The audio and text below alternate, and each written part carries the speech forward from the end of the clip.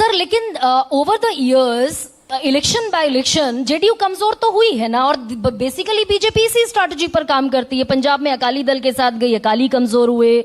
महाराष्ट्र में शिवसेना के साथ गए, शिवसेना कमजोर हुई। बीजेडी के साथ नवीन पटनायक कमजोर हुए, सरकार ओडिशा में बना ली। तो बीजेपी इसी स्ट्रैटेजी पर काम करती है। घटते घटते आप भी 43 पर तो रह ही गए ना, अब 43। 2020 का स्टोरी सही है कि जो स्टोरी है अब उसमें तो मैं डिटेल में जाएंगे तो अलग वो है कि कहीं सर बताइए ना, क्या कहीं ना कहीं एक कंफ्यूजन रहा 2020 के चुनाव में।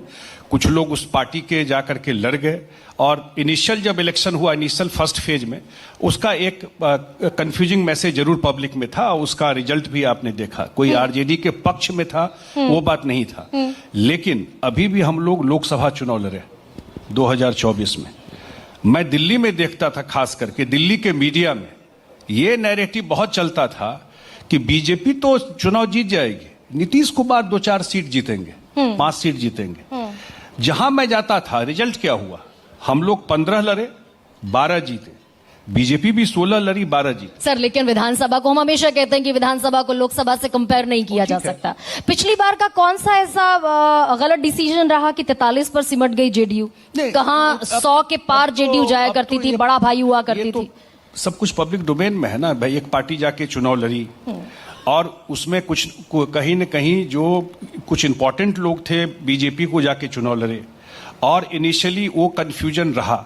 बाद में उस कंफ्यूजन को दूर किया गया। तो जब हम लोग नॉर्थ बिहार गए तो उसका रिजल्ट अलग हुआ।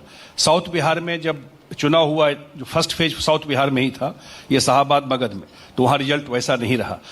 बाद में रियलाइज हुआ कि कहीं ना कहीं ये मैसेज गलत जा रहा है और उसका सही बात है, ये इसमें कोई छुपाने वाली बात नहीं है, सच्चाई है ये।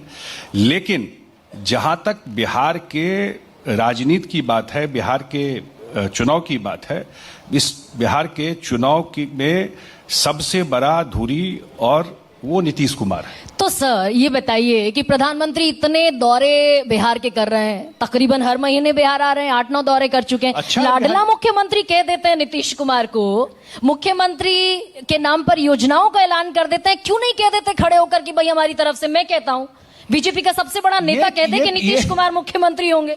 अरे ये जो मैंने कहा ना, दिल्ली में बैठ के नैरेटिव बनाना एक चीज है और रियलिटी, मैंने कहा कि उनके नेतृत्व में चुनाव हो रहा है, it is a settled issue, इसमें कोई डिबेट नहीं। अच्छा सर, इतनी जमीन अगर स्ट्रांग है नीतीश कुमार की, जेडीयू की, तो वो जो मुख्यमंत्री कहते थे हम फ्री में बिजली नहीं देंगे, वो 125 यूनिट बिजली पर आ गए।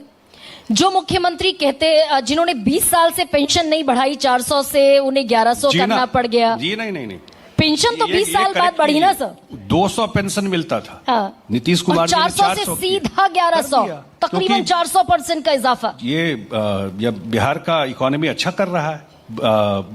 कोरोना के बाद भी डबल डिजिट ग्रोथ है बिहार में।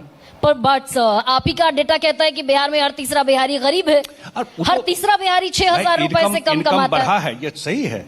94 लाख का डेटा हम लोग का भी आया। एग्जैक्टली। लेकिन एक लो बेस था, उसको उन्होंने बड़ा किया है, बजट का आकार भी बढ़ा है।